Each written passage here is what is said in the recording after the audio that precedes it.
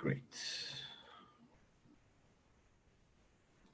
First, I uploaded a video on YouTube under chapter 6, how to solve for tax.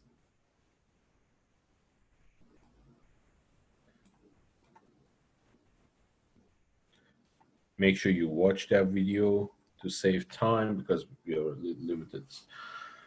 That's one question. This is probably the hardest and most mathematically complicated type of questions we have to deal with in this course. So make sure you watch that video, and probably an exam question. On that video, I walk through every single step on how to do it. Let us use the knowledge we have gained from that video to solve this question. First order of business today. The market for hotel rooms is in equilibrium as in this graph. Suppose the government imposes a tax on buyers of $30 per room. Find a new quantity of trade, price that buyers pay and price that sellers pay, and how the burden of this tax is shared. Just a quick reminder for those of you who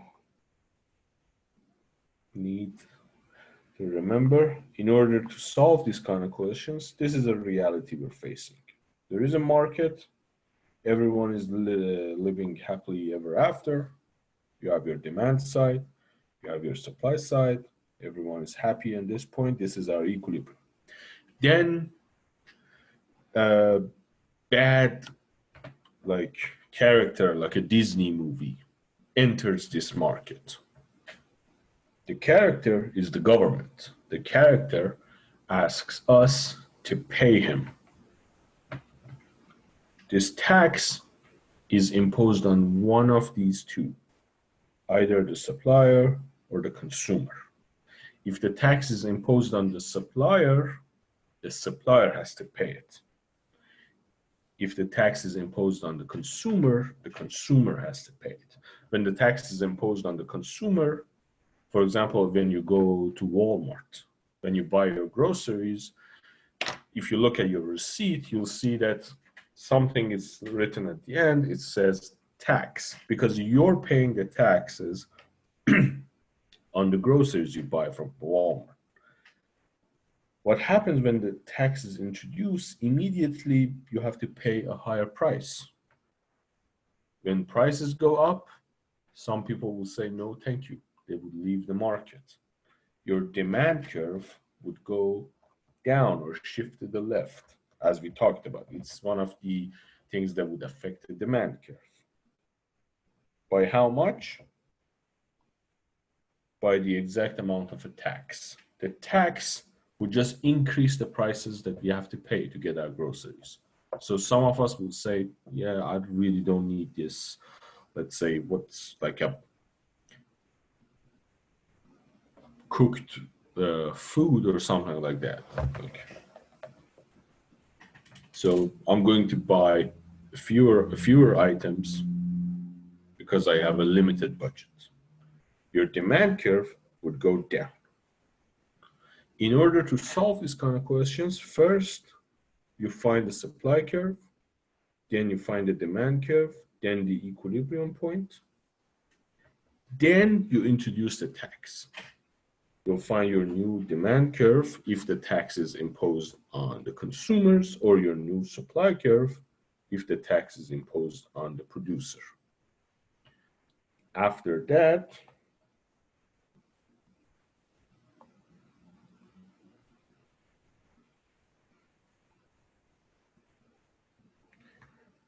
that, let's say this point, you'll have a new situation. This will be your new demand curve. The intersection between this new demand curve and your supply curve, which is this point, is your new equilibrium. Let's call this EQ2. This is the new reality. At this point, you can see how many goods are being traded. what price the supplier receives. And when you add the tax back to it, what price is the buyer paying? The difference between these two prices are the money that goes to the government, the tax. This was just a quick reminder. So let's solve this. The market for hotel rooms is in equilibrium as in the graph. Suppose the government imposes a tax on buyers of $30 per room. Find the new quantity, price buyers, and price sellers, and how the burden is shared. You have 7 minutes. Do this example. Make sure you do it. Just before you do it, let me give you one quick hint, which caught me by like wasted a lot of my time. This point here, this is not 125 or even close. This curve is drawn incorrectly. There's a problem in this curve. You have 2 points on this curve that you need. All you need is 100, 100, and 80, 110. These are the only points you need. Work with these 2. On the exam, I will give you a right curve. I'm not going to give you a curve that's incorrectly drawn like this. This is a misleading curve. Don't rely on this number. Just use 100, 100, and 80, 100, this point, 80, 110, and work with these 2 numbers. Again, you have, let's say, 5 minutes. It's being recorded, perfect. See you in 5.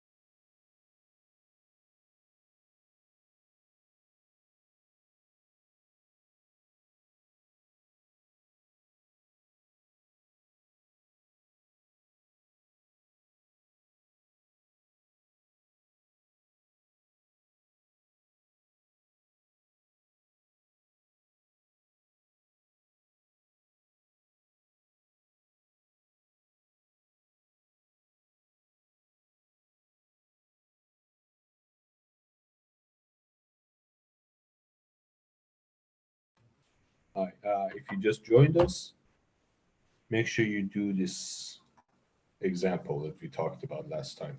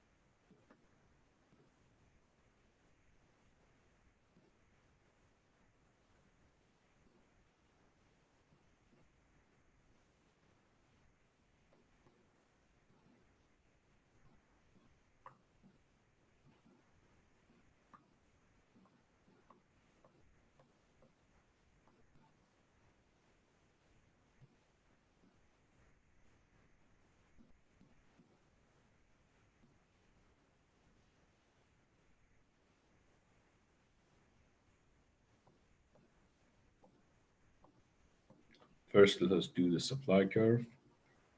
This, the changes in this axis over the changes in this axis yields us the slope of the supply curve. Therefore, our supply curve looks like something like this. P equal Q multiplied by 1, which is the slope coefficient, plus some unknown intercept, alpha. In this case, we have 2 points. We can use one of them, 100, 100, 100, and 100. Therefore, 100 equals 100 plus alpha. So we can say our intercept is equal to 0. So our supply curve is P equals quantity of supply. For the demand curve, we use the following, the same method. From 100, we went to 80. Let's say 100 to 80, or we 80 from 100, doesn't matter. We 100, we went, this is upside down. Let's start from this point. From 110, we went to 100 on this axis, over from 80, we went to 100. Changes in this axis over changes in this. Therefore, our slope is equal to negative 0.5. Now, you find the intercept. What is the intercept? Again, you only need 1 point on this curve to be able to find the curve when you have the intercept. Can somebody tell me the intercept? Our curve looks like something like this. P equal negative 0.5 times quantity plus an unknown intercept. We have 1 point, 100, 100. We put the 100 here and 100 here. We can find alpha. What is the intercept?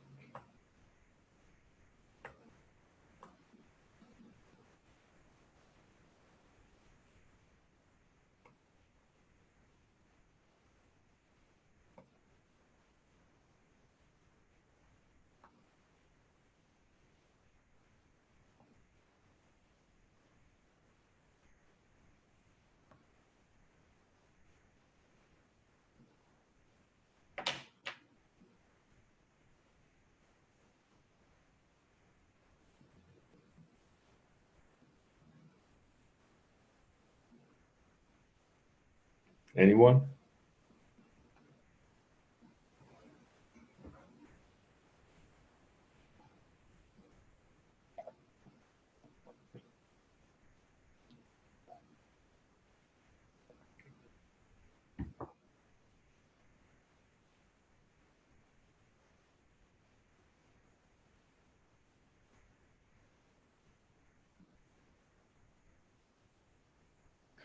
Can you walk through how you got 80 and 110?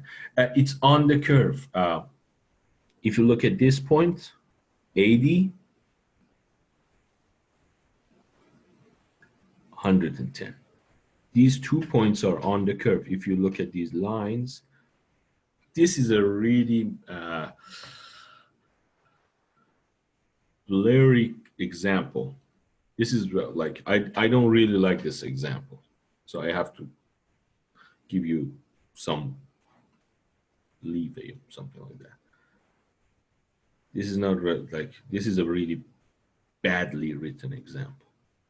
80 here, 110. You have 1 point here, and also you have 100 and 100. You can also use this point, 90 and 120. It doesn't matter.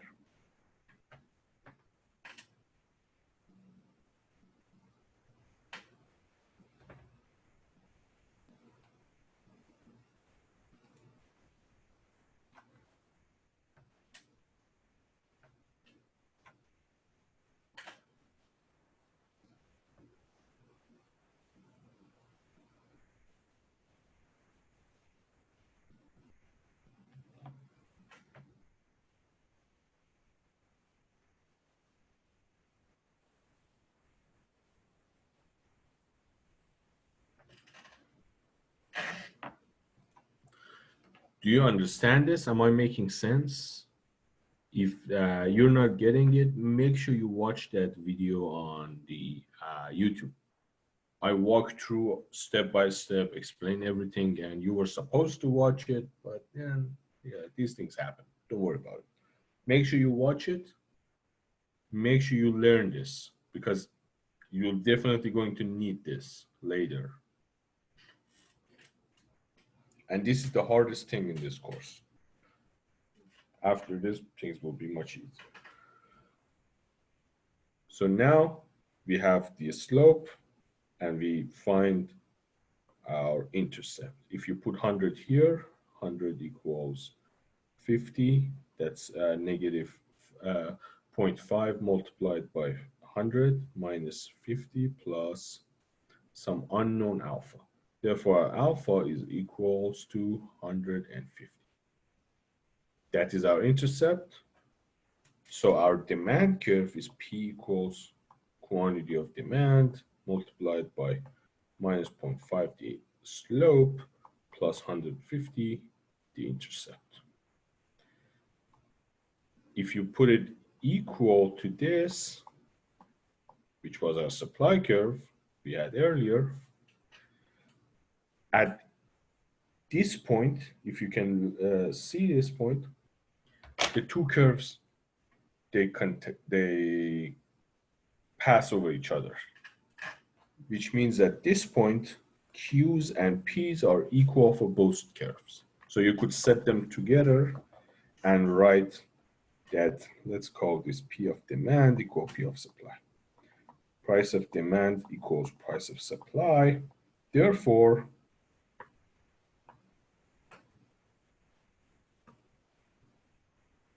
quantity of demand multiplied by negative 0.5 plus 150 equals quantity of supply.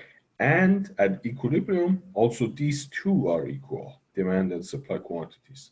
So we just call it Q star. Many economic textbooks use Q star and P star to notify,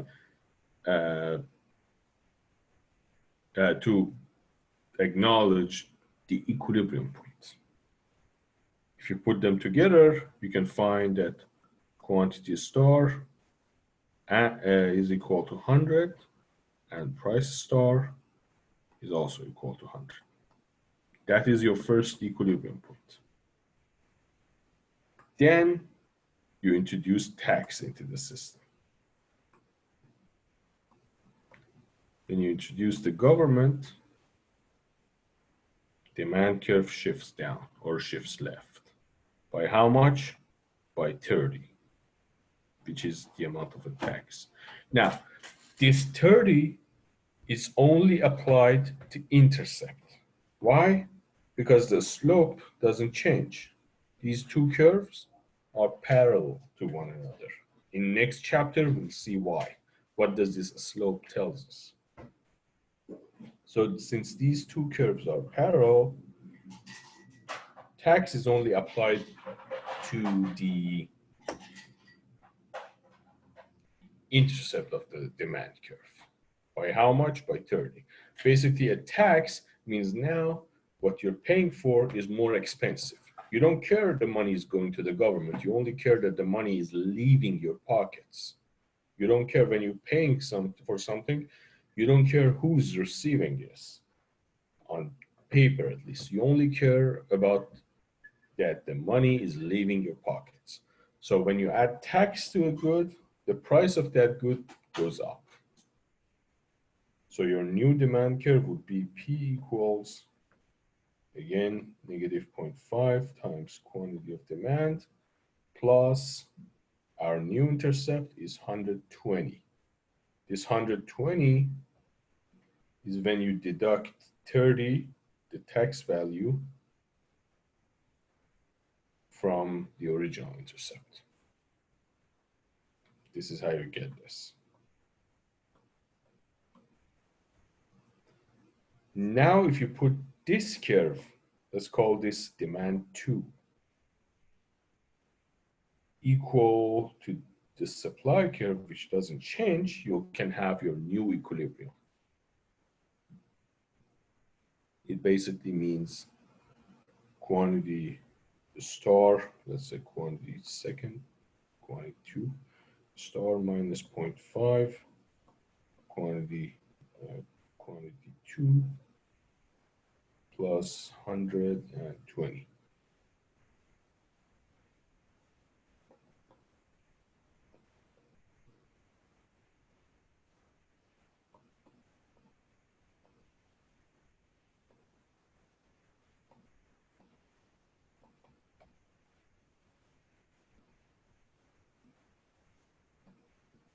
$80. That's your quantity at equilibrium. This is how many goods are being traded. Now that we have tax, because now customers have to pay more, some people would leave the market. Therefore, we went down from 100 to 80. 80 is how many goods are being traded. At what price? At this price. At this price, when there is 80 goods being traded, the new price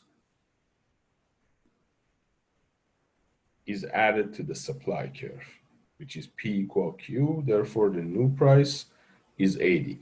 This price 80 is what goes into the pockets of the supplier.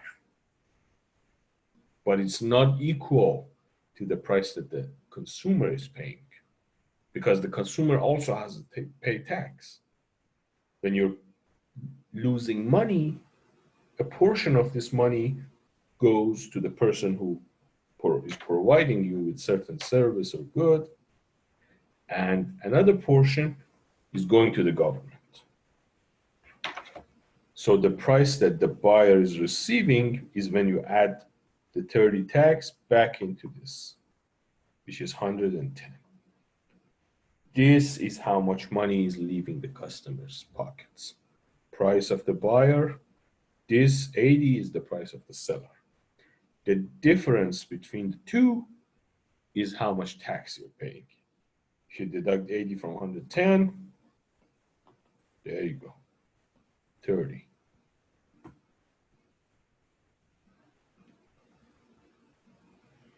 This is the simplest, not easy to remember, but at least the simplest method to solve this question, which I could find. It's a little time consuming, so don't worry if you didn't get it the first time. Why do we use those 2 points? Because those 2 points are needed in order to draw a curve. When you want to draw a linear curve, you need 2 points on that curve. You would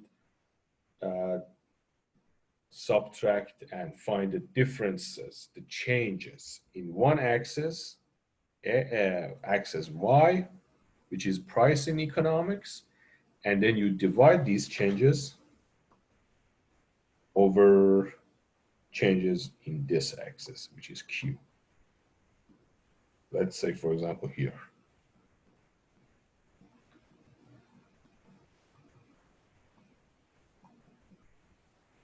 You have changes in this axis and changes in this. You want to find the slope of the curve to see how this changes compared to this, which means you have to divide changes in this over changes in this. Second.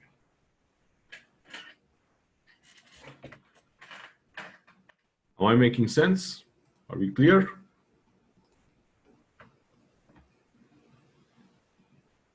Again, this was a really bad written example.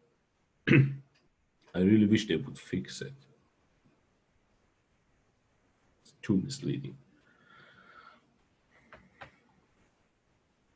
If anyone has a question, now is the time to ask before we move on.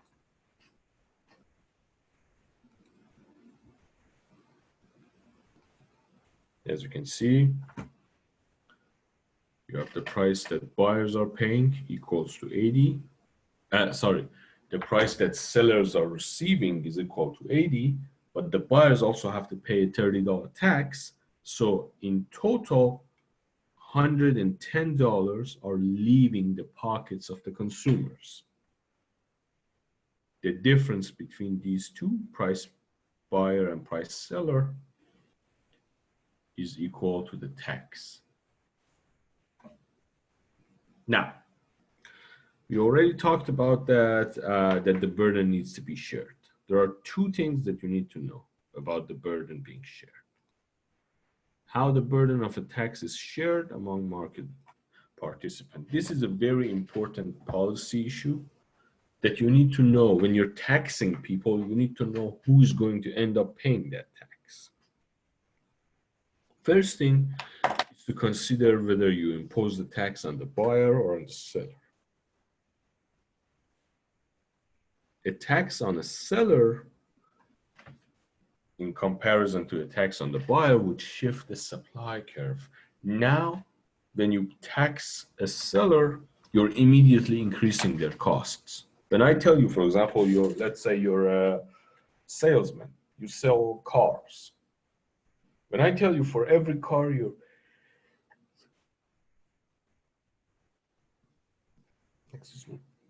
for every car you're selling at this point, you have to pay a $30 tax, and for a car that's a $3,000 tax. What I have done is just I immediately increased your costs by $3,000, because now whenever you're selling a car, you have to pay $3,000 to the government. You're gaining $3,000 less than before, so your costs immediately go up. Therefore, your supply curve shifts to the left or goes up. What happens here is that your supplier, instead of a demand curve in the first example, the demand curve shifts down. In the second example, because it's the supplier that's paying the tax, supplier's curve would go up.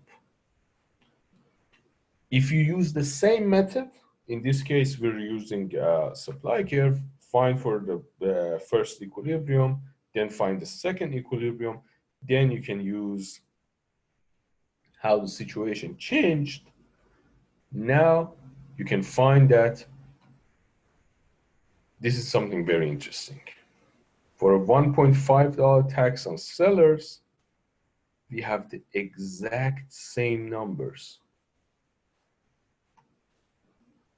than for a $110 share tax imposed on buyers. People ended up paying the exact amount as before. Why? Someone else is paying the tax, but they ended up the same way.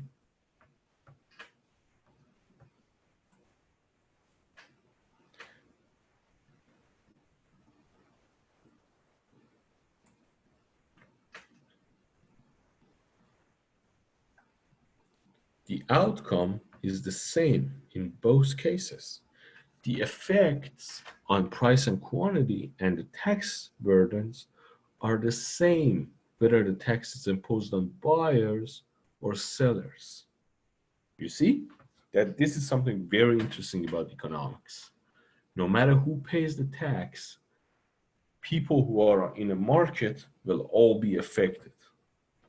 In theory, at least, the same way. Why? Because when something is taxed, the price of this something goes up. When the price of this something goes up, if the consumer is paying, the consumer then would reduce its costs, their costs, which is their purchase. They would buy fewer number of goods. And then the supplier will gain less money. So by changing my consumption, I'm forcing the supplier to also pay a burden of tax as lost income. So it doesn't matter who you tax, you'll arrive on the same conclusion.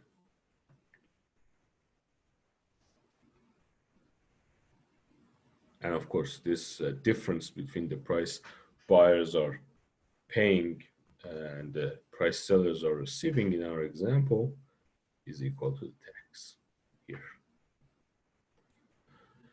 Now, how much of this share I'm paying? This is a very important policy question. Why important? Because let's say you're a government person, like a president or a senator, or you're someone who at least like have power over how tax policy is written. Then you want to know who are you taxing? Who are you really taxing? For example, am I taxing the rich billionaires or the poor low-income people? I want to my taxes to not hurt people as much as I can, so I will only tax the richest of the rich. But it's not that simple because other people who are engaged in a market with billionaires will react. As you can see, tax buyer's share of tax burden is the green part. Seller's share of the tax burden is the red part. Why is that? Why the green part is paying more than the red part? It has nothing to depend with. It's had nothing to do with the fact that buyers are paying the tax. It's because of elasticities. Whoever cares more about this market pays more of the burden. And it holds true, like if I want to use an example,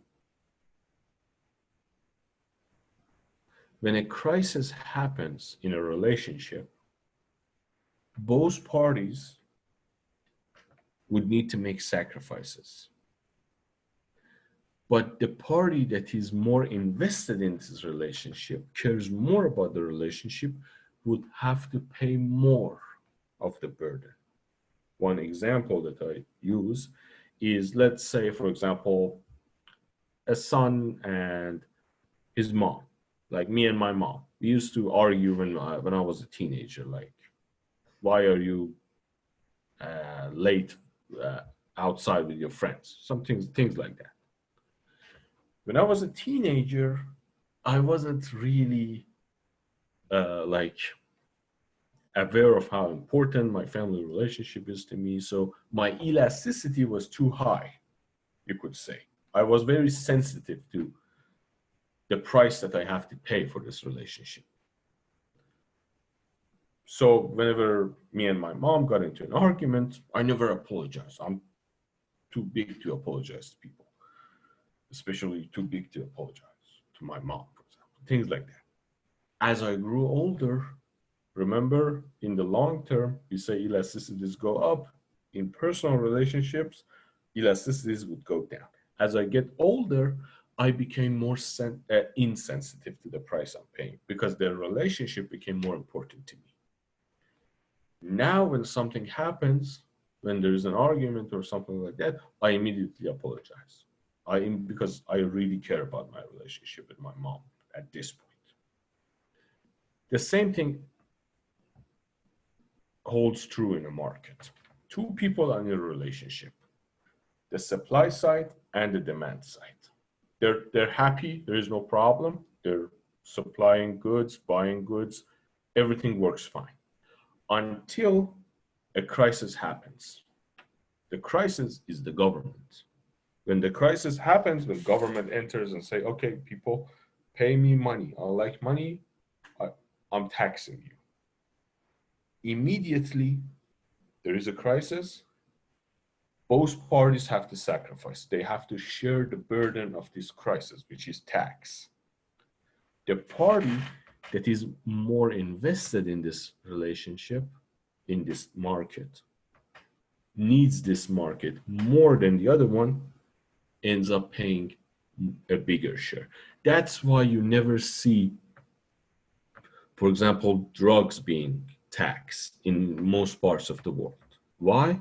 Because, for example, when you tax insulin, what happens is that the pharmaceutical company who is producing insulin doesn't really care. They can produce something else. They don't really need the market.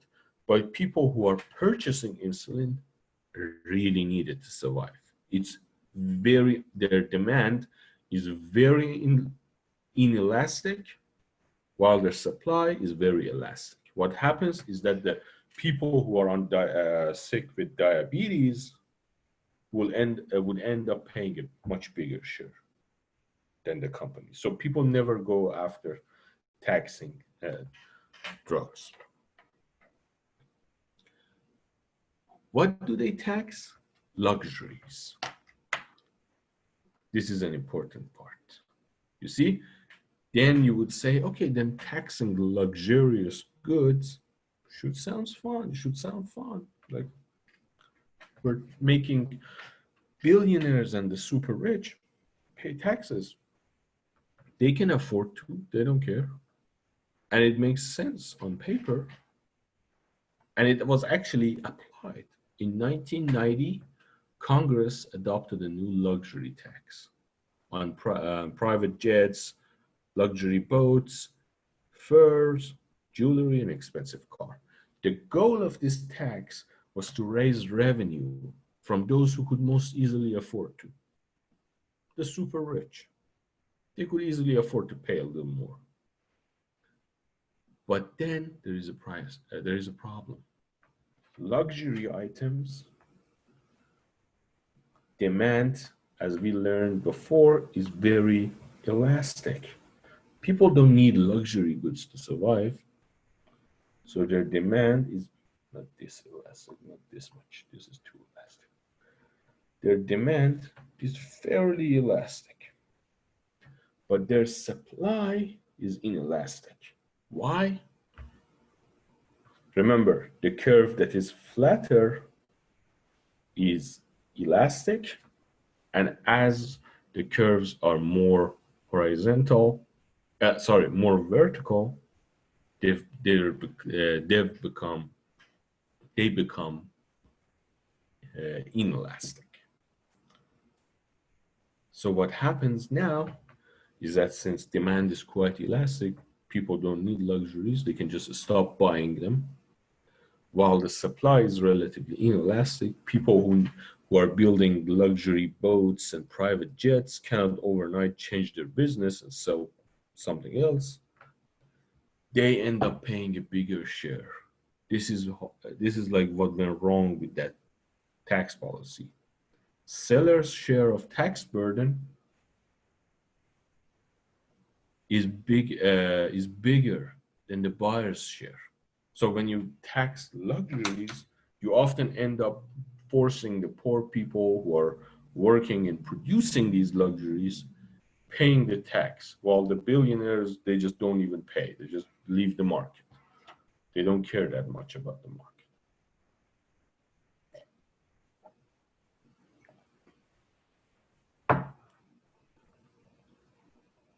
In the short run, especially since supply is very inelastic, companies that build luxury boats pay most of the tax. And this is one of the many reasons many people, they support low taxes and things like that.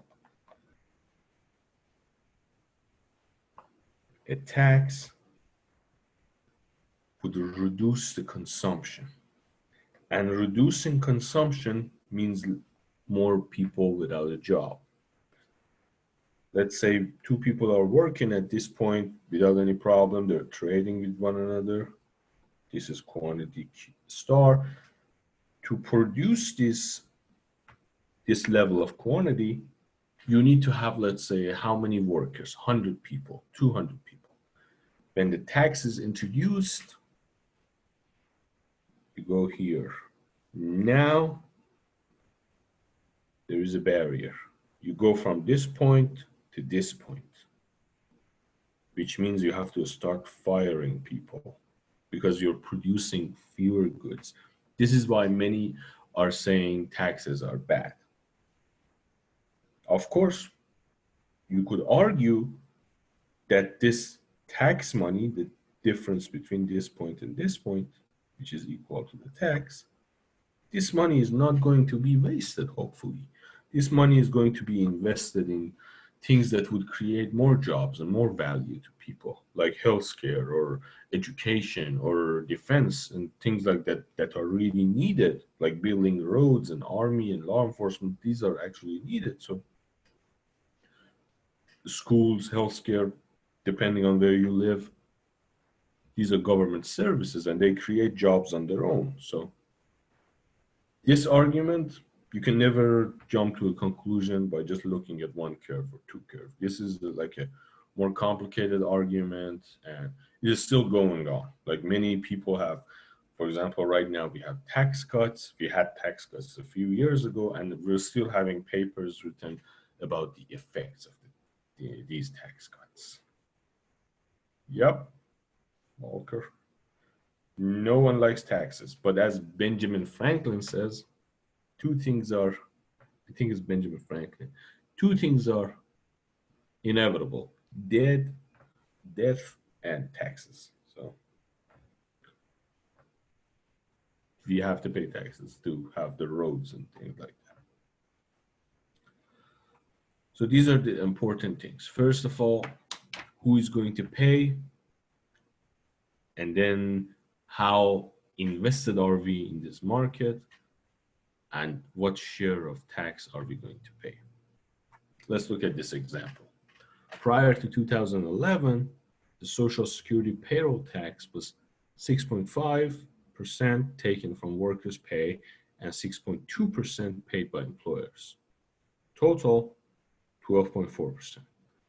The Tax Relief Act 2010 reduced the workers' share to 4.2%. Basically said, okay, the government will cover the rest. You pay less. You pay a less, a smaller share, Mr. Worker. Your employer will have to pay his share no matter what. Doesn't change, but the difference will be covered by the government. But left the employer's portion at 6.2%. Should this change have increased the typical worker's take-home pay by exactly 2%, more than 2%, or less than 2%? Do any elasticities affect your answer?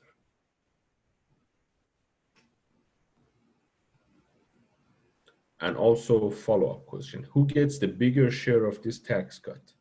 Workers or employers? How do elasticities determine this answer? Basically, when I'm working for someone, we're engaging in a trade.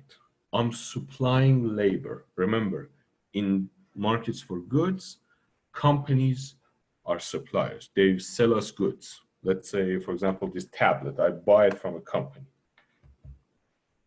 And I, the person, am the consumer. In the labor market, it's the opposite. In the labor market, I, the person, Ahad, is supplying labor to companies. Companies are on the demand side. So when we talk about the labor market, we can see that as long as labor supply and labor demand both have price elasticity of something, the tax cut will be shared by both of them. Just as when you introduce a tax, that tax is shared, the burden of the tax is shared. When you remove the tax, the benefits will also be shared. When two people are in a relationship and a crisis happens, two people will have to make sacrifices to make that relationship work again, to fix the situation. But when the crisis is solved, both people, both of these two people can now be happier. Oh my God, that's over, thank you. When the problem is solved, they're both happy. This is the tax. This is the share the buyer pays, and this is the share the seller pays. As the tax becomes smaller, their respective share will also be smaller. They would be happier now. If labor demand is more elastic than labor supply, workers get more of the tax cut than employers. The person who is more invested in the market, needs this market more than the other one, would pay more for taxes and therefore benefit more from removing these taxes? So that depends whether the company needs me more than I need the company or not. For example, if you look at professional sports like our football, which you happen to call soccer for some reason, no jokes. Sorry, jokes.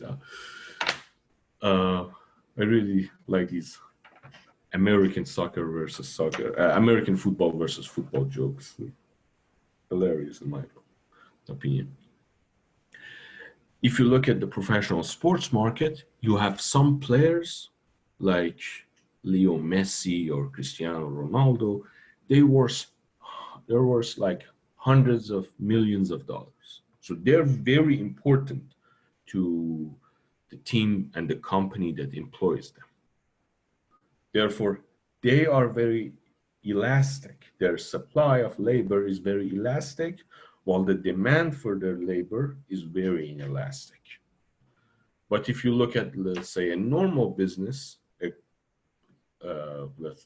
factory, for example, if I'm a factory worker, the situation is reverse.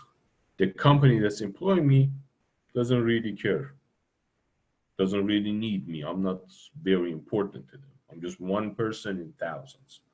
So their demand curve is very elastic, while my supply curve, I really need my job.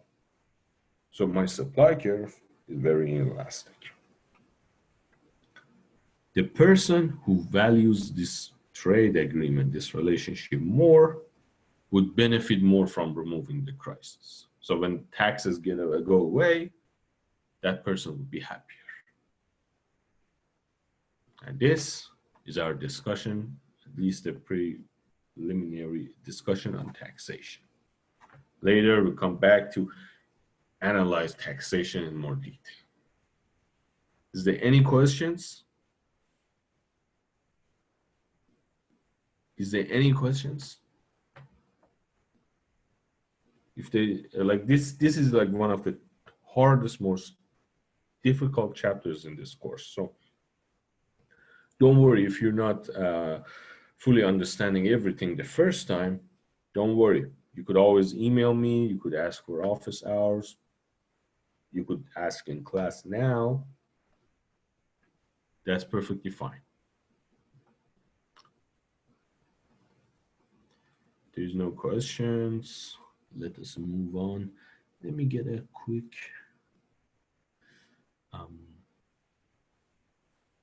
excuse me, attendance.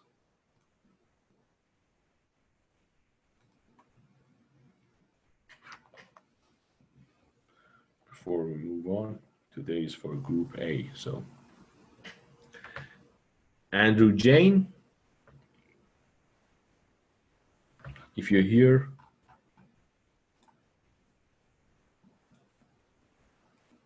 here, perfect. I prefer if you have a mic, say it. If no, that's fine. Andrew Jane, where is Andrew?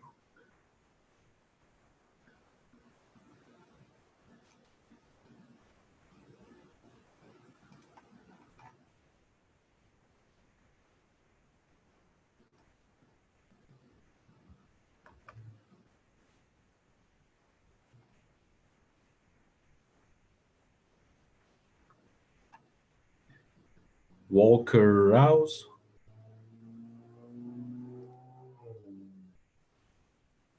I'm here. Got it.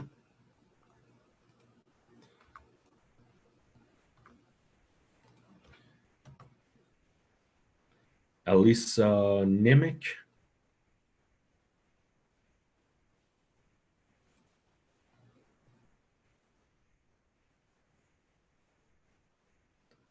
AJ Thomas.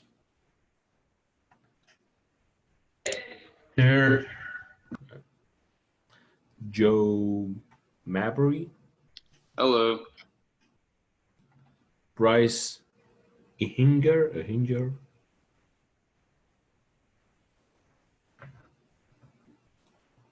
Ryan Schalzberg.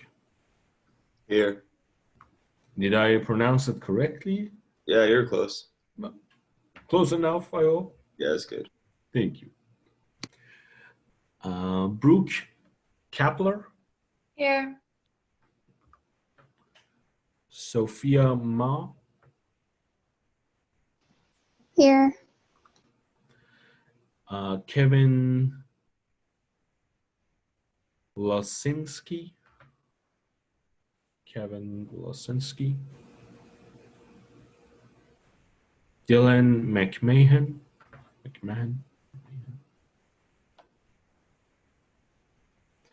Nada Moghazi. Here. Hannah Stewart. Here.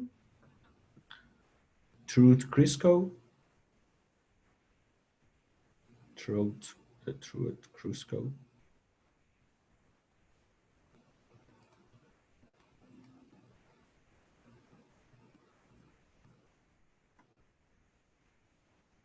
Okay.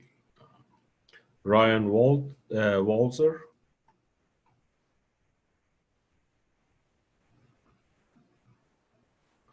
Justin Rogers.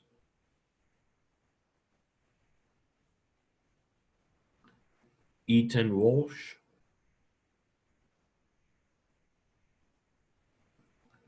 Reagan Kurtz.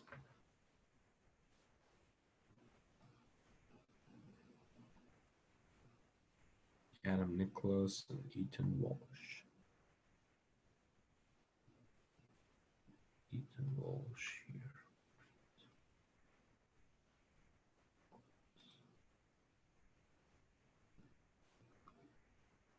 Ethan Walsh. Regan Kurtz not here. Carson Kreisek.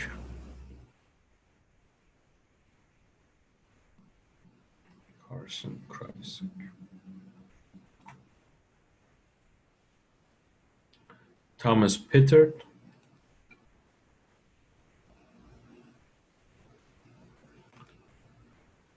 Olivia Christensen. Here. Kevin Sanchez Pacheco.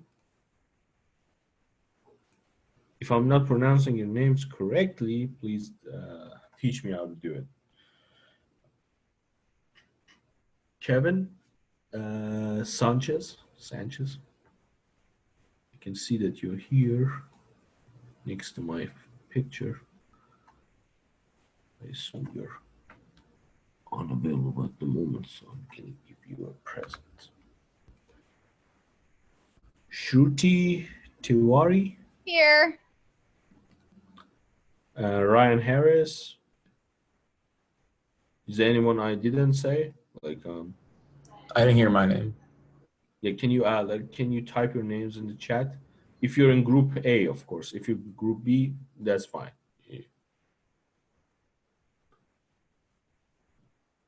Yep, Bryce.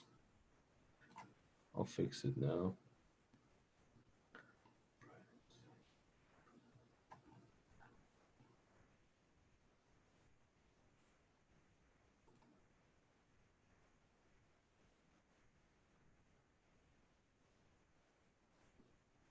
Bryce. I got you, Bryce. You're fine. I have been in, same here, Adam Nicholas. Yeah, I already had you.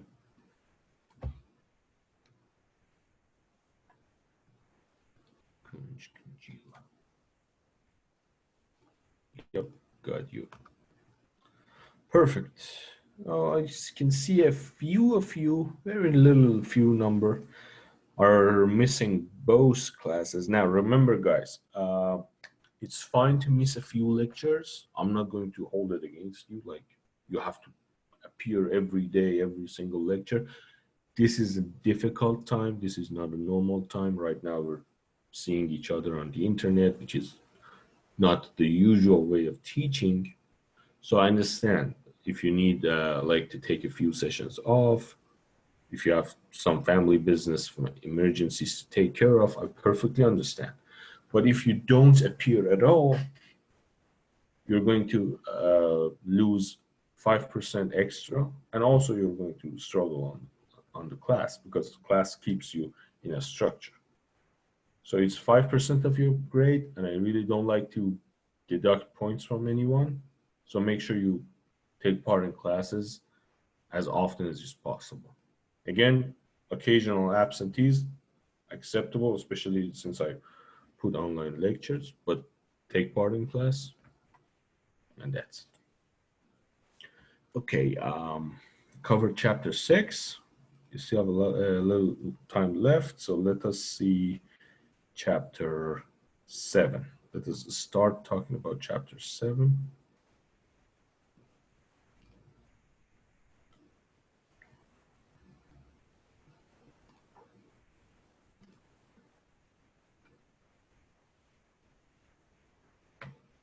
Yeah, I really like this concept of taking attendance and then leaving the class. It holds true even on the internet when we have online classes. This is great. People like we believe in our human nature. That's great. That's fun. So, chapter 7, consumers, producers, and the efficiency of markets. Before we talked about what happens in a market. You go, you buy something, you produce and you sell it on the market. Think about a farmer's market. People buy what they've planted themselves, sell what they've planted themselves on the market, and they would also buy from other people what they've produced themselves. Now, in a market, multiple people are engaging. Why? Because it benefits them. And as economists, we are interested in knowing how it is benefiting every one of us. How is like helping me? How much is it helping you? So we have to look at the efficiency of markets. Welfare economics, it talks about how the allocation of resources work. Allocation of resources refers to how much of each good is produced, which producer produces it, which consumer consumes it. Think about this. You say 10 million cars are produced every year in the United States. Let's assume. Then I ask you, why 10? Why not 20? Why not 50? Why not 1 million? Why 10? And who would go to produce cars? What kind of company would invest in that? These are all have logical reasons behind them. This 10 million, it comes from a very sophisticated market with many people on each side negotiating with one another, with some people saving money to buy a new car, some people like getting a driver's license, some people are everything that changes. It affects allocation of resources. And we want to know that how it happens. Welfare economics studies how the allocation of resources affects economic well-being. People benefit from being in a market. When, for example, you go to Walmart and you buy your groceries, you benefit. I would personally benefit because I don't really like to farm. If we didn't have any society, and I'm not like very interested in farming, and not at the very least not very talented at farming and gardening. So I would be very sad if I have to like produce my own food, like go hunt and gather and plant and agriculture. So I benefit from going to Walmart, teach my economics, and then get paid and then spend the money buying what other people produced. But how much exactly? How much I benefit from buying my groceries from Walmart and how much Walmart benefits? How a change in the laws, for example, a new tax being introduced, affects Walmart, how it affects me. When the government, for example, introduces a tax on big, huge corporations and then uses the money to buy, let's say, buy a new laptop, who gets to share the burden of these taxes? All of these are welfare economics. You need to know who's winning and who's losing to be able to make policy decisions. That's the work of macroeconomics. We want to know who is winning and who is losing from this decision so that we can talk about this decision, so that we can advise politicians and then have them fight each other on halls of Congress and Senate and Parliament, depending on the country, and see what happens. Now, in free market economics, no one is forcing anyone to buy something. The reason that you're buying something is that you like to do it. You think it's in your interests. A person is willing to pay for a good. Again, you don't have to. The reason that I have this tablet is not because some government person told me that you have to buy it. It's because I needed it. I thought I needed it. I looked at the price of this tablet and I said, yeah, this is affordable. This is exactly what I need. And I have the money and I'm willing to pay this money. So I paid the money and I got the tablet. Now I'm benefiting from using it. A buyer's willingness to pay is the maximum amount the buyer will pay for that good. At a certain threshold, buyers are happy. Everyone who buys something wants the cheapest price. But after a limit, you say, no, thank you. I'm not buying it anymore. Let's say this. How much are you willing to pay for this tablet?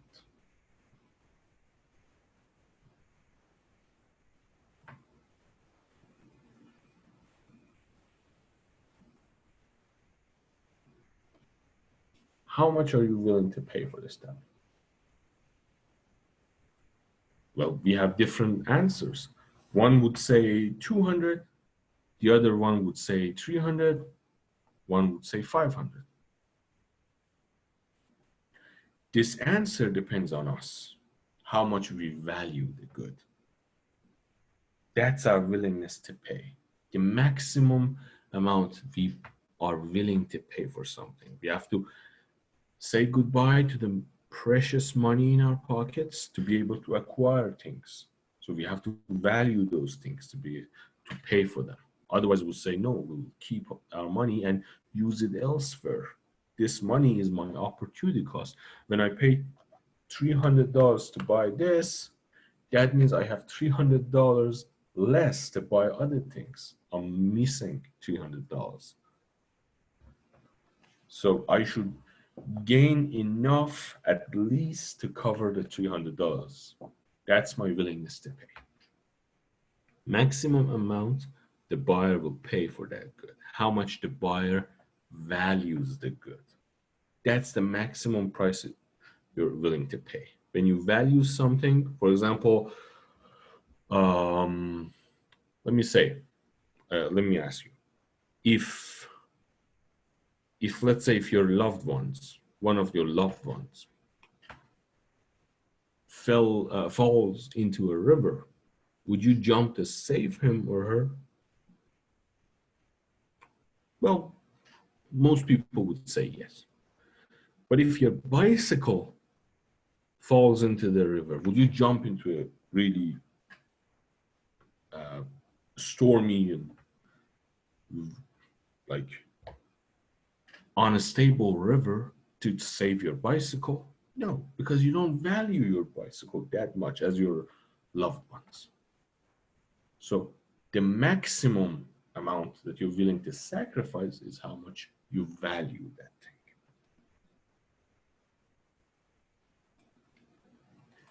On the demand curve, we use willingness to pay. this is a very good example. If price of iPod is $200, who will buy an iPod? And what is the quantity demand? Let's look at this chart. These are people, real people, let's say. Each one of them has a certain limited willingness to pay. Let's say John is like my dad. He doesn't really care for an iPod. So he's willing to pay only up to $125. Chad is like some of my friends. He's like, uses iPods, but not too much. So only 175. Anthony uses an iPod more often. So he's willing to pay even more. But Flea is absolutely in love with iPods and really like need iPods to live. So he's willing to pay up to $300. That doesn't tell you anything about iPods. That doesn't tell you about how it costs, how much it costs to produce them, the technology they use them. It tells you about the people who are buying them.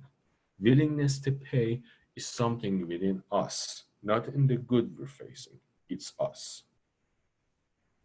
Anthony, $250. Chad, $175. Flea, a lot of money, $300.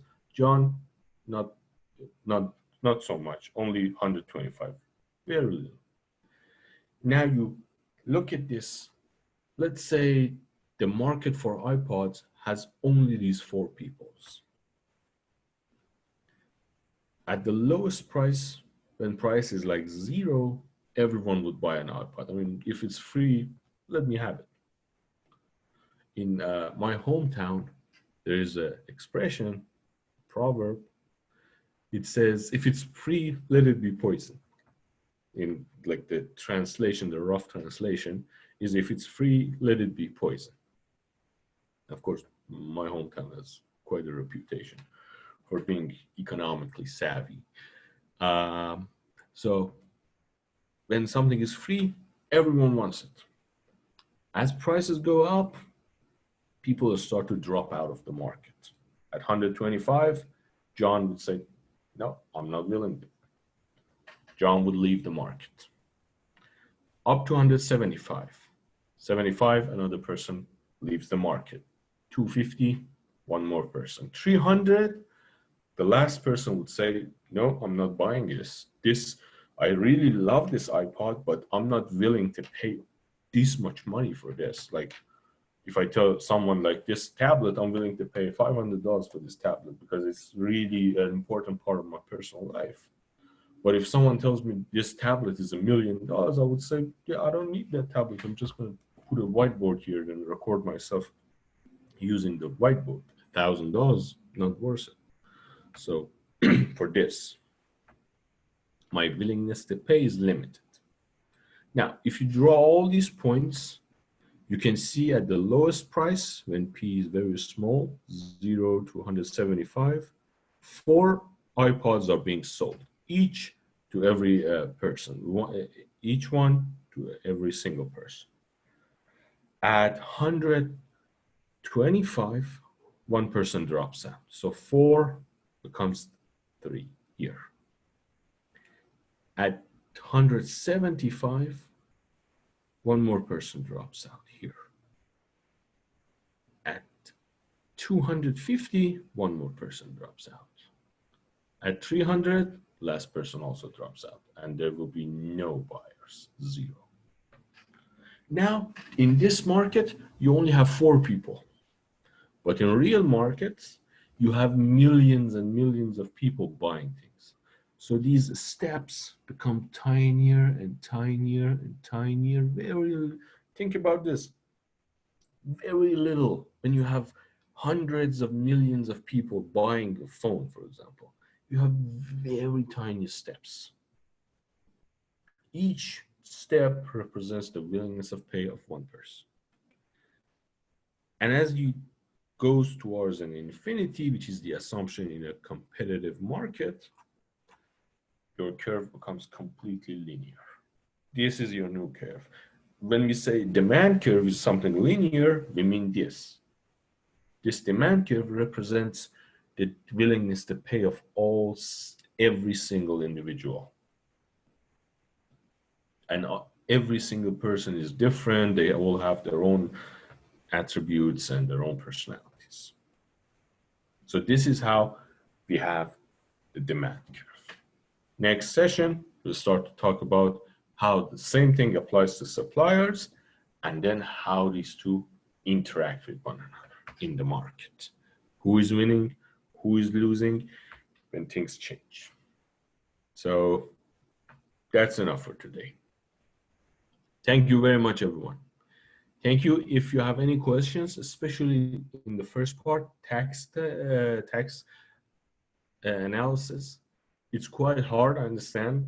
Don't worry about it. Make sure you watch that video on YouTube again. I cannot emphasize this enough. And if you have any questions, feel free to email me. Feel free to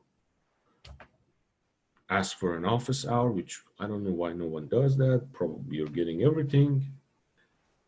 And see you on Thursday. Also, if you contacted Cengage about your technical problems and talked with their technical support team, if you want, you can send me your case number and how much time you spend waiting on their response, because they're quite not the same special service they used to be. They're far from their days of greatness. So, and I'm in contact with the department to get them to try to solve this. They need to be like have serious discussion with them that if you guys aren't really going to take care of your business, then we would stop using your service. Probably something like that. I hope that's it. If it were up to me, I would say, you've got the money now, please provide the services. That's all for today. Thank you very much, everyone. Thank you.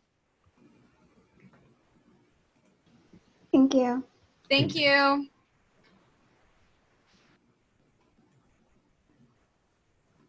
Thanks, man.